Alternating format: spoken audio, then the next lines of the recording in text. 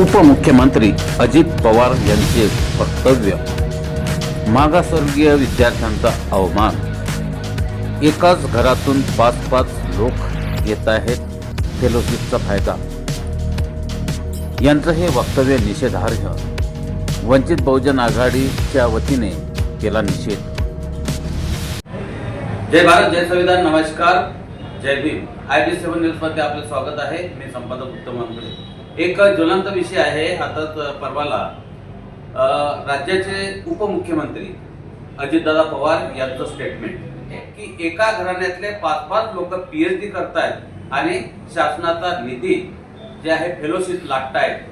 म्हणजे बाबासाहेबांनी जो या ठिकाणी एक धडा दिलेला आहे, शिका, संघटित व्हा.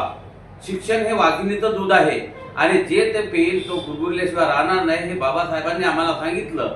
आणि आमच्या अखंड पिढ्या आज शिक्षण घेत आहे आणि ते शिक्षण घेत असलेल्या विद्यार्थ्यांवर अशा प्रकारचं वक्तव्य करणं हे कितपत योग्य आहे. आमच्या सोबत आहेत वंचित बहुजन आघाडीचे महासचिव, तालुका महासचिव सुनील भाऊ बोदडे, तसेच वंचित बहुजन आघाडीचे आता नगरपालिकेचे जे नगराध्यक्ष पदाचे उमेदवार होते ते सुधीर पारवे, आणि आमच्या सोबत आहेत वंचित बहुजन आघाडीचे तालुक्याचे नेते माननीय प्राध्यापक सातव सर. मला हे आपल्याला विचारायचं आहे की उपमुख्यमंत्री अजितदादा पवार यांचं हे स्टेटमेंट जे आहे या संदर्भात आपल्याला काय वाटते? सर्वप्रथम आपल्या चॅनलचे धन्यवाद. जय भीम, नमो बुद्धाय. महाराष्ट्र राज्याचे उपमुख्यमंत्री अजितदादा पवार यांनी केलेल्या वक्तव्याचा मी सर्वप्रथम जाहीर निषेध करतो. त्यांनी जे वक्तव्य केलं ते एक टपोरी माणसाला शोभणारं वक्तव्य केलं. एखादा टवाळखोर जो व्यक्ती असतो त्याच्या तोंडून हे शब्द असते, कदाचित ते त्या फार काही महत्व त्या विषयाला आले नसते. परंतु या महाराष्ट्राचा उपमुख्यमंत्री म्हणून ज्यांनी मागासवर्गीयाच्या फेलोशिप PhD करणाऱ्या मुलांची फेलोशिप बंद करण्याचं जे म्हटलं आहे आणि एकाच परिवारातील 5-5 लोक त्या ठिकाणी फेलोशिपचा लाभ घेतात असं वक्तव्य करणं हे चुकीचं आहे. कारण की ज्याच्या मध्ये धमक आहे, शिक्षणाची ज्यांना जाणीव आहे, शिक्षणाची ज्यांना आवड आहे, ज्यांच्याकडे क्षमता आहे, तोच व्यक्ती PhD साठी फेलोशिपची त्याचा म्हणजे काय म्हणता येईल त्याला की लाभ घेतो. आणि असं बोलणं हे फार चुकीचं आहे. ज्याच्यामध्ये धमक आहे, ज्याच्याकडे शिक्षणाची ज्यांना आस आहे ते लोक निश्चितच या माध्यमातून जे डॉक्टर बाबासाहेब आंबेडकरांनी घटनेमध्ये तरतूद केलेली आहे की मागासवर्गीयांसाठी जे उच्च शिक्षणासाठी फेलोशिप दिले जाते ती मिळायलाच पाहिजे. मी या केलेल्या वक्तव्याचा जाहीर निषेध करतो. ज्यांच्यामध्ये धमक आहे, PhD करण्यासाठी किती प्रयत्न करावे लागतात, कुठून बांधणी करावी लागते, किती वर्ष झिजवायला लागतात, त्यानंतर हे PhD प्रदान केलं जाते. PhD प्रदान करण्यासाठी जे फेलोशिप आहे त्या फेलोशिपच्या संदर्भात ही मागच्या अनेक वर्षापासून पेंडिंग आहेत प्रकरणं. अनेक विद्यार्थ्यांनी यामध्ये आत्महत्या केलेल्या आहेत. याच्याच काळामध्ये 36,000 कोटी रुपयाचा भ्रष्टाचार फेलोशिपचा झालेला आहे.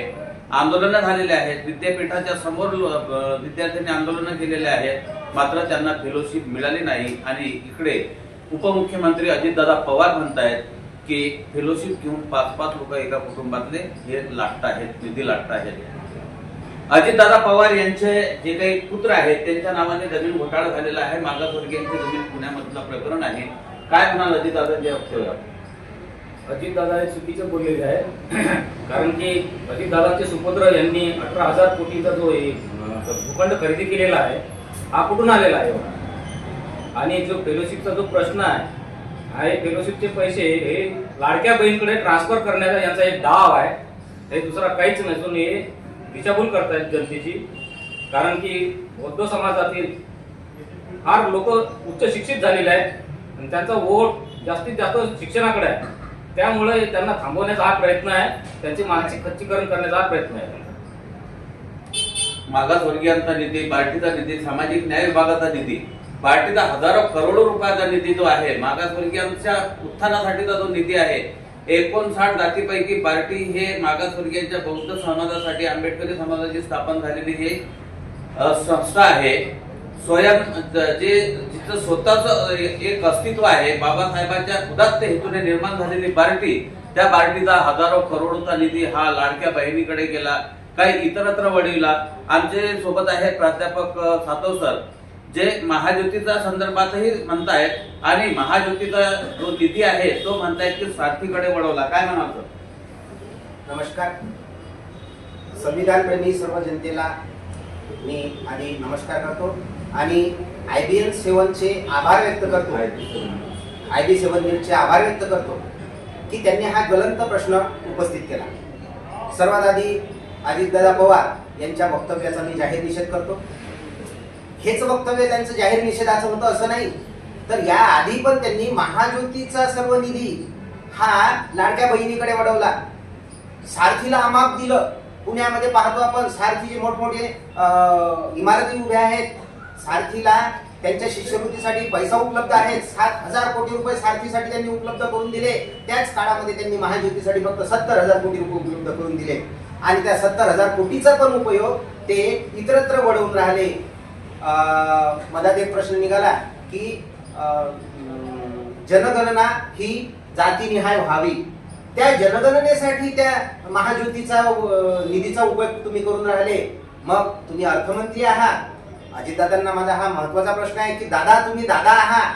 दादा म्हणजे इतरांचे पालक तत्व तुम्ही स्वीकारलेलं आहे. त्यामुळे सर्वांच्याकडे तुमची देण्याची नजर ही सारखी असली पाहिजे. म्हणजे असा भेदभाव तुम्ही केला नाही पाहिजे. सारखीला भरपूर आणि महाज्योती आणि बार्टी ही तुम्ही तळागाळात नेऊन राहिले. हे तुमचं गलत आहे आणि या वक्तव्याचा मी जाहीर निषेध करतो. सारथी आणि महाज्योती यांच्यातला हा मुद्दा आहे. पार्टीचा निधी हा कित्येक वर्षापासून वळवण्यात येत आहे, यावर आवाज उचलला आहे. वंचितचे सर्वेसर्वा ॲडव्होकेट बाळासाहेब आंबेडकर यांनी सुद्धा पार्टीच्या या निधी संदर्भात आवाज उचलला होता. ते या संदर्भात चिंतित आहेत. आणि विषय म्हणजे की जेव्हा या आंबेडकरी समाजाच्या उत्थानाचा विषय येते तेव्हा राष्ट्रवादी प्रकर्षानं काही ना काही दिलू सोडून हा जातीय वाद निर्माण करण्याचा प्रयत्न करत आहे. नामांतराचा प्रश्न 14 वर्ष भिजत घोंगड ठेवण्याचं जे कारस्थान आहे ते सुद्धा त्यांच्याच काळात झालेलं आहे. खैरलांजीचं प्रकरण जे आहे हे खैरलांजी प्रकरण सुद्धा राष्ट्रवादीच्या काळात झालेलं आहे. त्या खैरलांजी गावाला आदर्श गाव पुरस्कार, विशेष पुरस्कार असे पुरस्कृत केलं आणि त्या खैरलांजीमध्ये काय घडलं हे संपूर्ण जगानं पाहिलेलं आहे. महाराष्ट्रामध्ये अनेक ठिकाणी राष्ट्रवादीच्या काळामध्ये अन्याय अत्याचार बौद्ध समाजावर, आंबेडकरी समाजावर झालेले आहेत. आणि अशातच आता नव्यानं अजितदादांचं हे वक्तव्य संपूर्ण आंबेडकरी समाजासाठी एक चॅलेंज निर्माण करत आहे. काय म्हणाल? आणि यानंतर आपण पक्षाच्या माध्यमातून काय भूमिका घ्याल? म्हणजे म्हणाला की राष्ट्रवादीची भूमिका आणि त्यातच अजितदादांची भूमिका नेहमी बौद्ध समाजाकरता द्वेषपूर्ण राहिलेली आहे. हे सत्यच आहे. कारण अजितदादा ज्यावेळी एकत्रित राष्ट्रवादी होते तेव्हा सुद्धा त्यांच्या मनात अशी द्वेषभावना होती. आणि आज तर ते जे धर्माचं राजकारण करतात, जे धर्माच्या नावावर निवडून येतात, अशा भाजप पक्षाच्या सोबत त्यांनी युती केलेली आहे. आणि याच्यातून त्याचा सेक्युलरवाद दिसतो. आणि तिथे गेल्यावर सुद्धा ते मागासवर्गीयांसाठी अतिशय देशभावनेतून या अशा प्रकारचे वक्तव्य नेहमी करत राहतात. परंतु माझं अजितदादा पवार यांना सांगणं आहे की आपण केलेल्या वक्तव्याबद्दल जाहीर माफी मागावी. संपूर्ण महाराष्ट्राच्या आंबेडकरी जनतेची माफी मागावी. अन्यथा वंचित बहुजन आघाडीच्या माध्यमातून महाराष्ट्रभर आदरणीय ॲडव्होकेट बाळासाहेब आंबेडकर यांच्या नेतृत्वाखाली आणि सुजातदादा आंबेडकर यांच्या मार्गदर्शनाखाली संपूर्ण महाराष्ट्रामध्ये आपल्याला या आंबेडकरी जनतेच्या न्याय हक्काच्यासाठी आंदोलनाला आपल्याला समोर जावं लागेल. आणि याची सर्वस्व जबाबदारी महाराष्ट्र सरकारची राहील. हे या ठिकाणी या महाराष्ट्र राज्याच्या उपमुख्यमंत्री माननीय अजितदादा पवारांना माझं सांगणं आहे. आपल्या वक्तव्यापासून आपण माघार घ्यावी व तशा प्रकारचं माफी मागावी अशी भूमिका वंचित बहुजन आघाडी या ठिकाणी मांडते आहे. मात्र शरद दादा पवार यांचे जे पुतणे आहेत अजितदादा, या अजितदादाच्या वक्तव्यावर शरद पवार काय आक्षेप घेतात यावर तुमचं दिशा ठरवणं. आपण पाहत राहा IB7 न्यूज.